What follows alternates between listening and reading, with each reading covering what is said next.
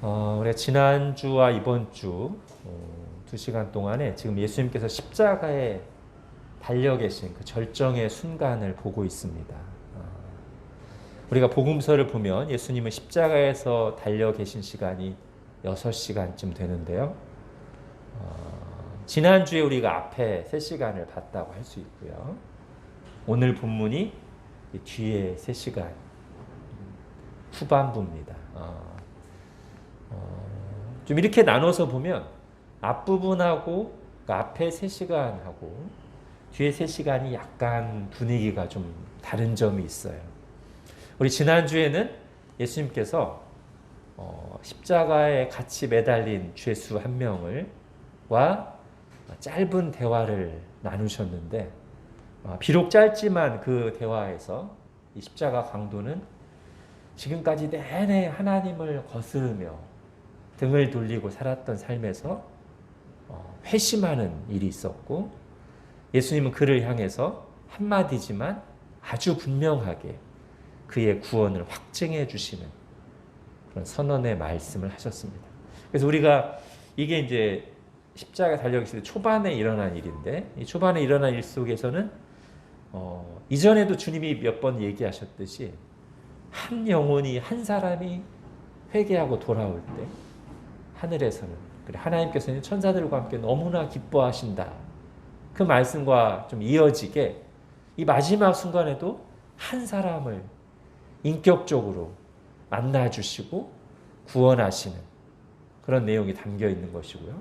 조금 더 큰 그림으로 보자면 여기에는 그렇게 구원받은 죄수가 있지만 여기에는 끝까지 완악하게 예수님을 욕하고 돌이키지 않는 죄수가 나오죠. 그래서 이 그림을 캔버스에 담아서 보면 이것은 마치 성경 전체 역사를 한 장면으로 묘사한 것이다. 즉, 이 성경 전체 주제가 예수 그리스도 하나님 나라잖아요. 이 화폭의 중간에 성경의 주제이신 구원자 예수 그리스도가 계시고 이 양 옆에 있는 두 사람은 이 역사 속에서 처음부터 끝까지 있었던 모든 인류를 대표하는 두 종류의 사람을 나타낸다고 할 수 있어요. 어떤 면에서 그러냐? 일단 이 두 사람은 다 죄수예요. 그죠? 이게 성경이 말하는 겁니다. 인류의 두 종류의 대표는 다 죄수예요. 왜? 로마서에서 말하듯이 의인은 없나니 하나도 없으며 모든 사람이 죄를 범하였음에 하나님의 영광에 이르지 못하더니 예. 그러므로 인류를 어떻게 둘로 나누든 간에 그 둘은 다 죄인이에요. 이 둘이 지금 죄수로서 심판을 받고 있는 중이잖아요. 그러니까 인류의 대표라고 할 수 있어요. 그런데 이 둘의 운명은 이제 예수님을 어떻게 알고 믿느냐에 따라서 완전히 영원한 운명이 바뀌죠. 그리스도 예수 안에 있는 속량으로 말미암아 하나님의 은혜로 값없이 의롭다 하심을 얻은 자 되었느니라. 사람이 의롭다 하심을 얻는 것은 율법의 행위에 있지 않고 믿음으로 되는 줄을 아노라. 예, 지금 이 죄수가 그래요. 여러분 이 죄수는 지금 구원받기 위해서 어떤 행위를 한 게 아무것도 없고요. 할 수도 없어요. 지금 손발이 다 묶여 못 박혀서 아무것도 할 게 없어요. 자기 행위로 구원받는 게 아님을 아주 분명히 보여주는 죄수예요. 뭘로 구원받아요? 마지막 순간에 주님의 긍휼을 구한 것밖에 없어요. 예수님을 믿은 것밖에 없어요. 이렇게 모든 인류는 다 죄인이로되 그러나 예수님을 중심에 두고 예수님을 믿고 회개한 그래서 천국에 이르는 죄인, 구원받은 죄인이 있고 끝까지 고집하며 끝까지 하나님을 등지고 교만하게 굴다가 심판받는 죄인입니다. 이 둘밖에 없어요. 중간은 없습니다. 중간엔 예수님이 계시고요. 우린 이 둘 중에 하나일 수밖에 없어요. 자, 이 십자가 죄수가 구원받는 장면이 좀 넓게 보면 이런 내용을 담고 있죠. 자, 이제 오늘 본문 앞에서도 말씀드렸지만 그 십자가 예수님이 매달려 계신 시간에 나머지 반, 후반부인데요. 먼저 앞에서 인격적으로 한 영혼을 구원하시는 것과는 조금 다르게 초자연적인 현상 두 가지를 언급함으로써 오늘 본문이 시작됩니다. 자, 44절, 45절 같이 읽겠습니다. 시작. 때가 제6시쯤 되어 해가 빛을 잃고 온 땅에 어둠이 임하여 제9시까지 계속하며 성소의 휘장이 한가운데가 찢어지더라. 예. 자, 두 가지 초자연적인 현상이 일어나요. 뭐예요? 하나는 3시간 동안 온 땅에 어둠이 임한 거예요. 또 하나는요, 그 어둠의 끝자락에서 이 어둠의 시간이 끝나고 예수님이 돌아가실 때쯤 해서 성전 안에 있던 성소와 지성소를 나누던 두꺼운 휘장이 위에서부터 아래로 찢어져서 완전히 반위로 나뉘었어요. 자, 이 두 가지 초자연적인 현상이 일어났는데, 자, 이 각각의 의미를 살펴보기 전에 먼저 이 두 사건을 한꺼번에 이렇게 보면 될 것 같아요. 예수님께서 십자가에서 고난당하시고 죽으실 때 하늘에도 큰 징조가 있었고 성전 안에서도 큰 징조가 있었다는 것이죠. 이건 뭘 보여주는 겁니까? 이 예수님의 십자가 고난과 죽으심은 온 우주 만물의 주인 되신 하나님께서 이루시는 우주적인 사건이자 영적인 사건이라는 거예요. 그렇기 때문에 이 사건이 지금 우리에게도 연결되는 사건이 되는 것이죠. 즉 지엽적인 사건이 아니라 예수님이 탄생하실 때 천사들이 전해줬던 것처럼 온 백성에게 미칠 큰 기쁨의 좋은 소식이고요.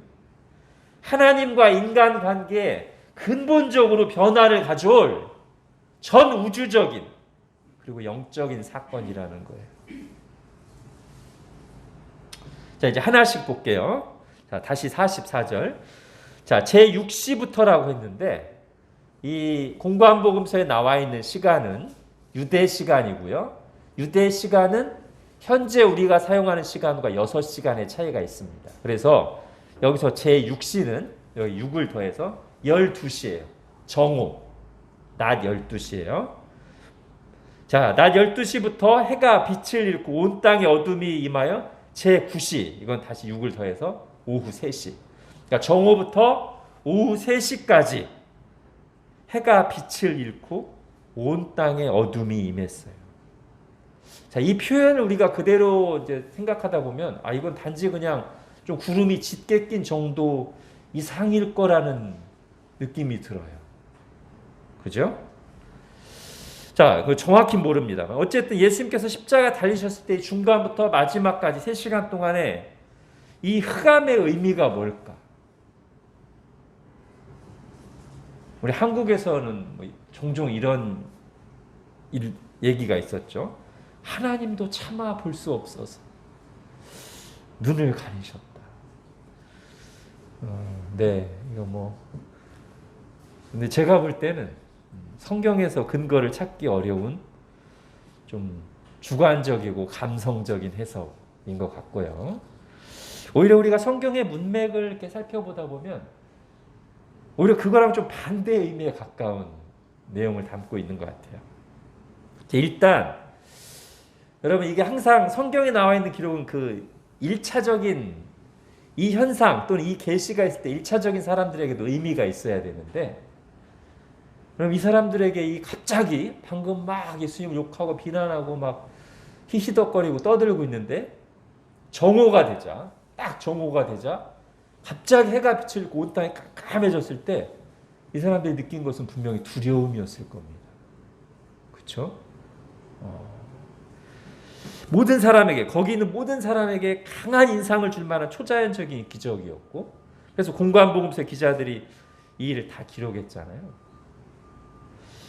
자, 근데 이제 기록은 하고 있는데 해석은 구체적으로 없어요.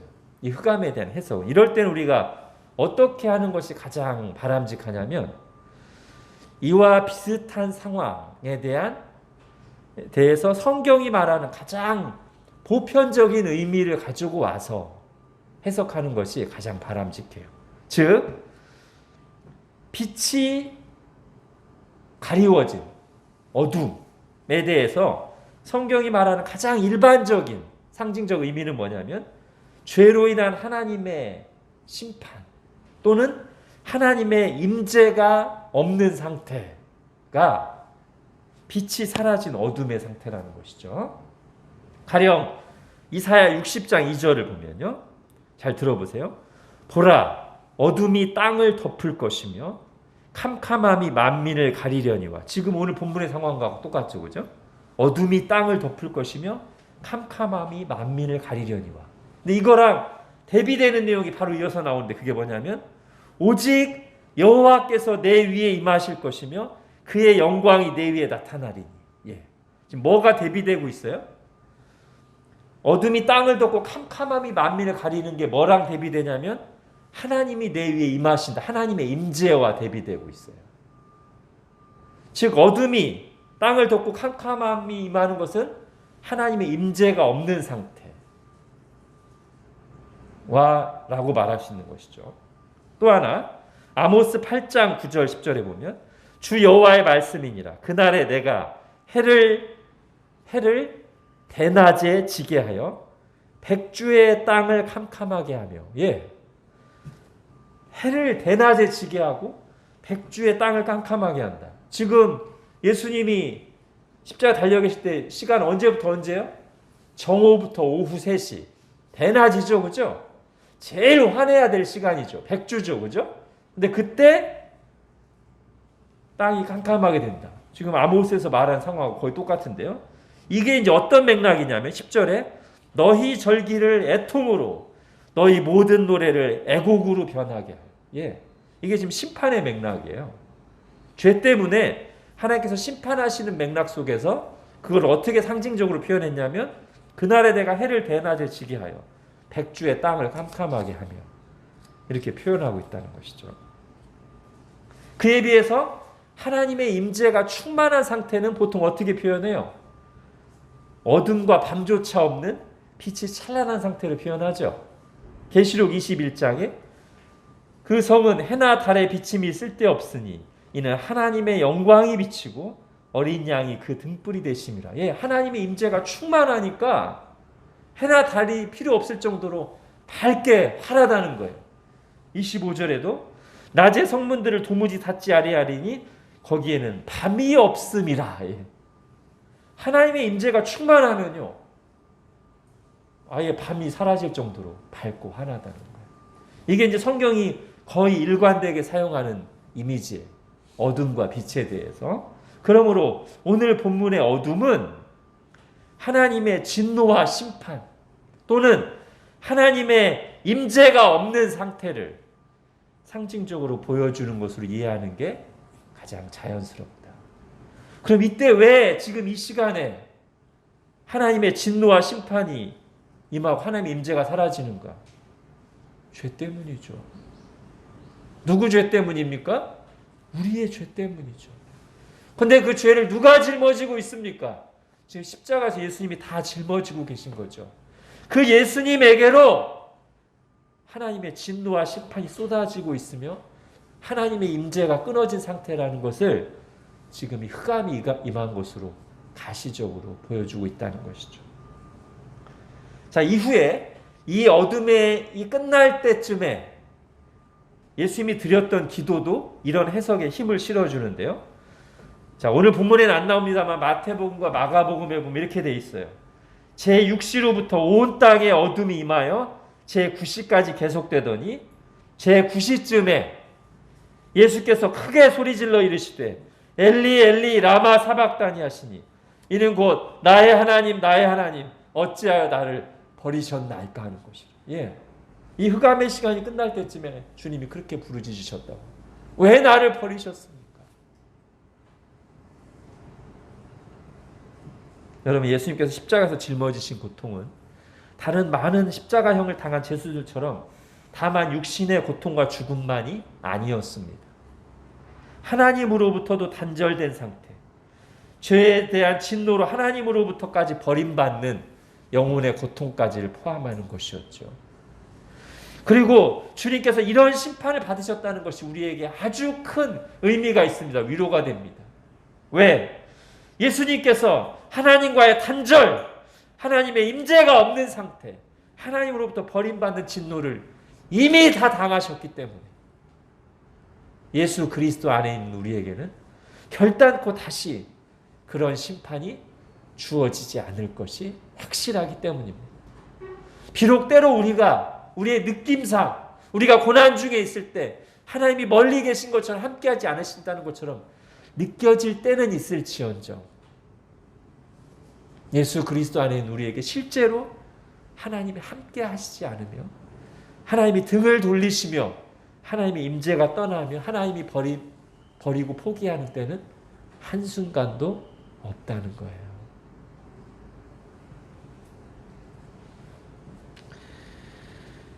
자, 이렇게 주님께서 십자가 위에서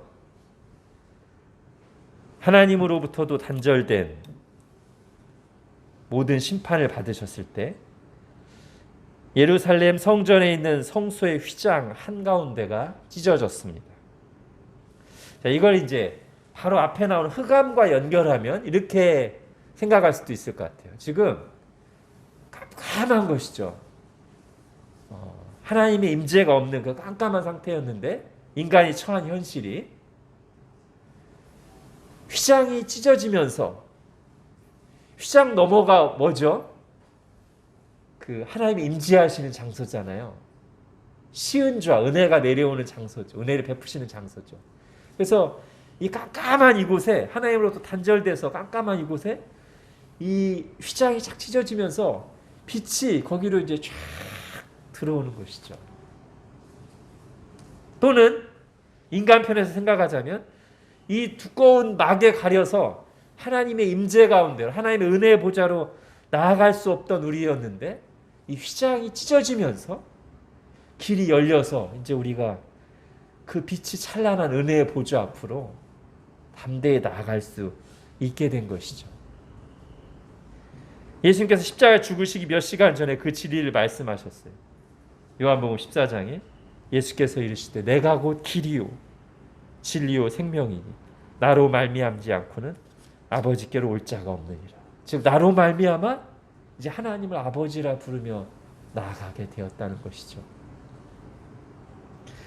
여러분 구약 성경에 보면 인간의 죄 때문에 사람이 하나님께 나아갈 길이 또는 하나님과의 관계가 근본적으로 막혀 있음을 보여주는 두 가지 대표적인 상징이 나옵니다.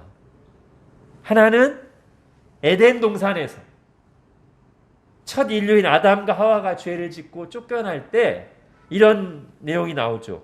이같이 하나님이 그 사람을 쫓아내시고 에덴 동산 동쪽에 그룹들과 두루도는 불칼을 두어 생명나무의 길을 지키게 하시니라. 예, 이 에덴 동산에, 이 에덴 낙원에 하나님의 임재가 있는 이곳에 영생에 누릴 수 있는 생명나무가 있는 이곳에 길을 하나님이 막아놓으셨어요.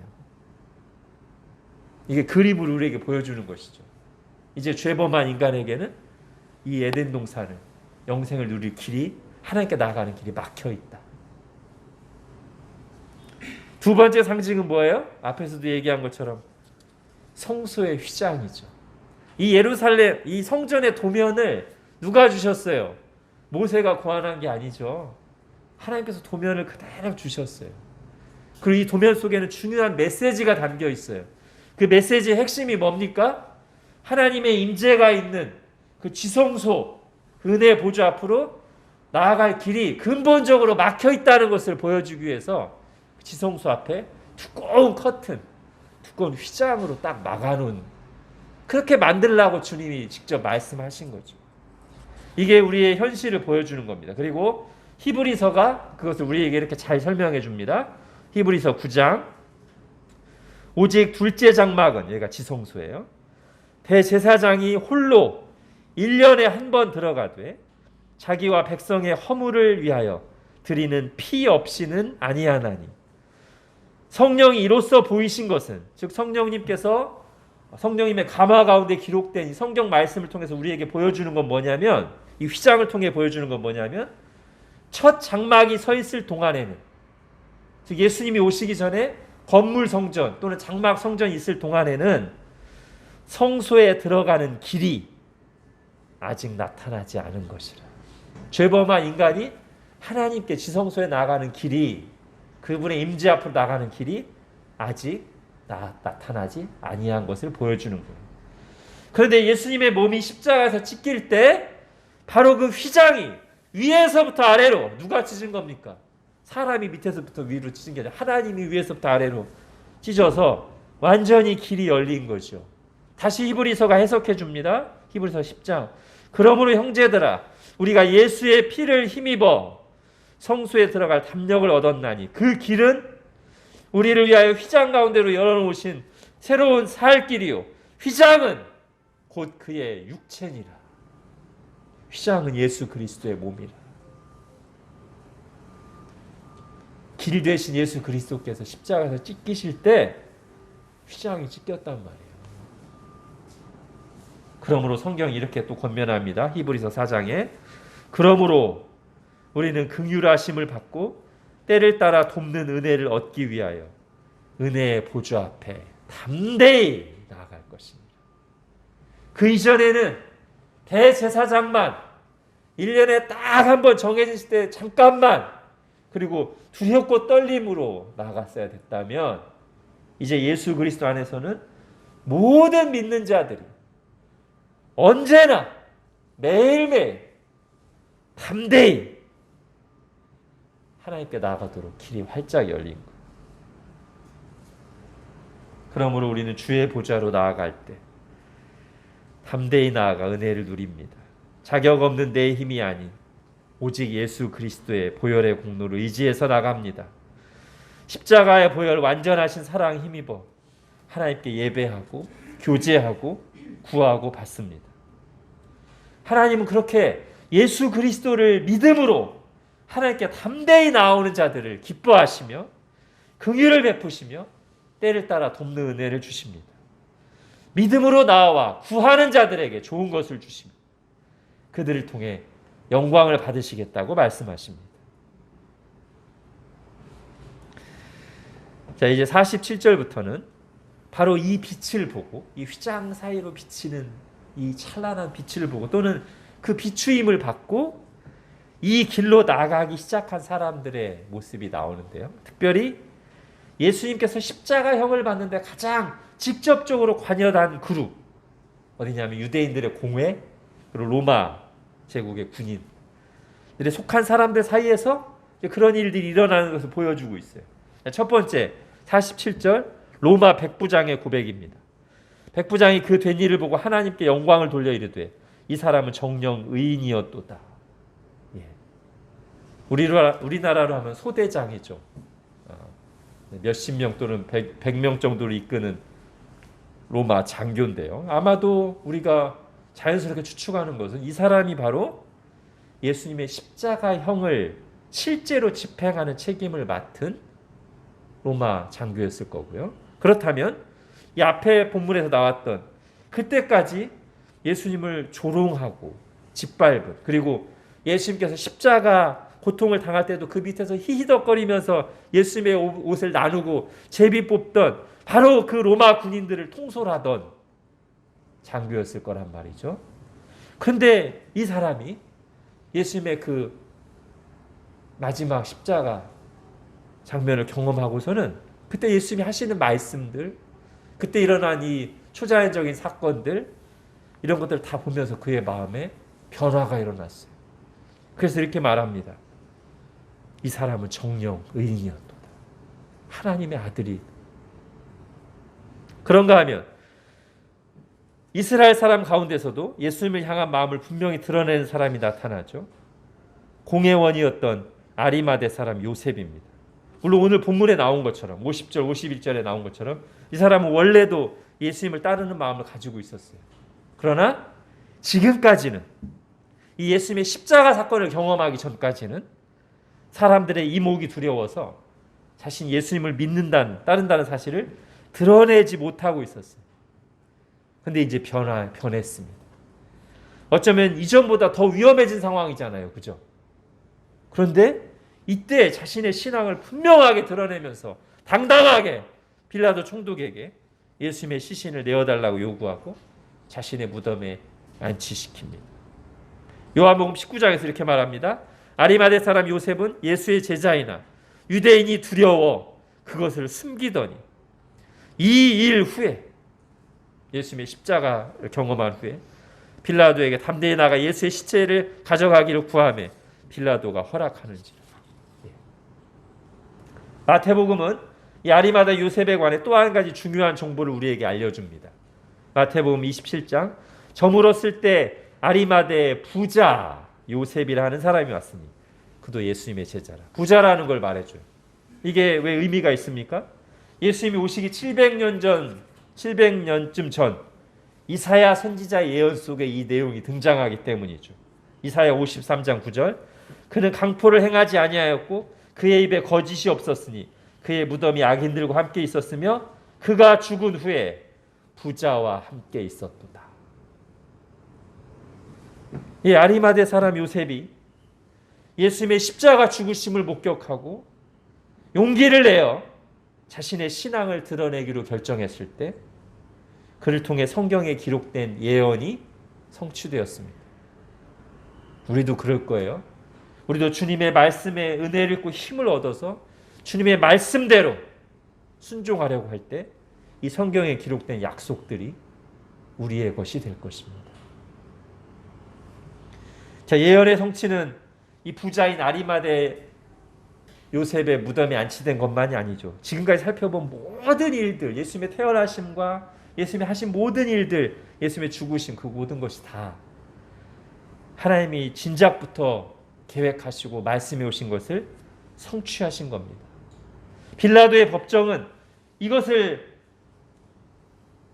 클라이맥스로 성취하기 위한 하나님이 사용하신 무대였고, 예수님은 기꺼이 그 역사의 무대에 올라 자신을 내어드리고 죽으심으로써 우리의 구원을 위한 모든 일을 완수하셨습니다. 그리하여 문이 활짝 열리고 모든 은혜가 우리에게 임했습니다. 이제 마지막으로 이 열린 문 또는 길에 대해서 한 가지만 추가로 생각해보고 마치려고 합니다. 여러분, 애초에 이 하나님께 향하는 길을 단절시킨 게 누굽니까?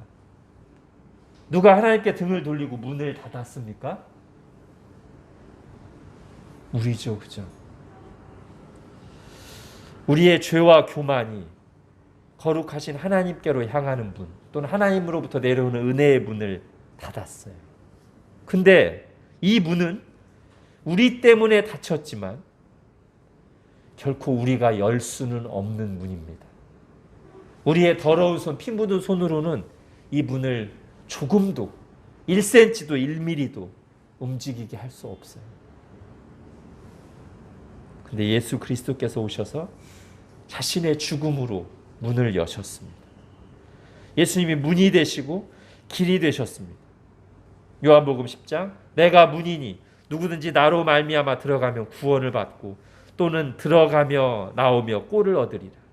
도둑이 오는 것은 도둑질하고 죽이고 멸망시키려는 것뿐이요 내가 온 것은 양으로 생명을 얻게 하고 더 풍성히 얻게 하려는 것이라.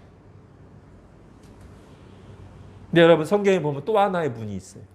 제가 지금 앞에서 지금까지 말한 문은 우리 때문에 닫혔으나 우리가 결코 열 수 없는 문이죠. 그래서 오직 예수님의 은혜로 열린 문이었다면 지금 이제 말하려고 하는 또 다른 문은 우리가 열고 닫는 문입니다. 이미 하나님께서는 우리 죄를 다 용서하셨어요. 우리를 향해 문을 활짝 열어놓고 계시고 결코 그 문을 닫지 않으실 거예요. 그럼에도 불구하고 우리가 하나님을 향한 마음 문을 닫을 때가 있습니다. 교제의 문을 닫을 수는 있습니다. 그리고 그 이유는 크게 두 가지입니다. 제가 볼 때 크게 두 가지예요. 교제의 문이, 하나님과의 교제의 문이 닫히는 것. 첫 번째는 이게 더 중요한 이유인데요. 하나님을 오해할 때 교제의 문이 닫혀요. 하나님을 너무 멀리 있는 분으로, 율법적이고 엄하기만 한 분으로, 굳어있고 인색한 분으로, 그렇게 하나님을 잘못 알 때 하나님과의 교제의 문이 닫혀요. 그리고 사탄이 이거를 즐겨 사용합니다. 또 하나는요, 세상의 헛된 것들에, 세상 재미와 돈과 성공에 온통 마음을 뺏기면 세상과 많이 붙어 있을수록 우리 마음이 식어요. 맹맹해져요. 그러면 주님과의 교제의 문이 닫혀요. 여러분, 결국 이 두 가지입니다. 아무리 생각해봐도. 여러분이 만약에 하나님과의 교제의 문이 활짝 열려있지 않다면 이 두 가지를 점검하십시오. 거기에 답이 있습니다. 내가 정말 하나님을, 나를 너무나 사랑하시고 나를 기뻐하시고 내 기도에 귀를 기울이시고 내게 지금도 말씀하시는 은혜가 충만하신 아버지로 알고 있는가? 정말 그렇게 믿는가? 그럼 이 교제의 문이 닫히기가 어려워요. 그렇게 정말 제대로 믿으면. 또 하나 이유는 세상에 밀접해 있을수록 우리 마음이 식고 식을수록 주님과 교제의 문이 닫혀요. 좁아져요. 그리고 그런 이들을 향해 주님께서 말씀하십니다. 계시록 3장 볼지어다 내가 문 밖에 서서 두드리노니 누구든지 내 음성을 듣고 문을 열면 내가 그에게로 들어가 그와 더불어 먹고 그는 나와 더불어 먹으리라. 여기 보면 나오잖아요.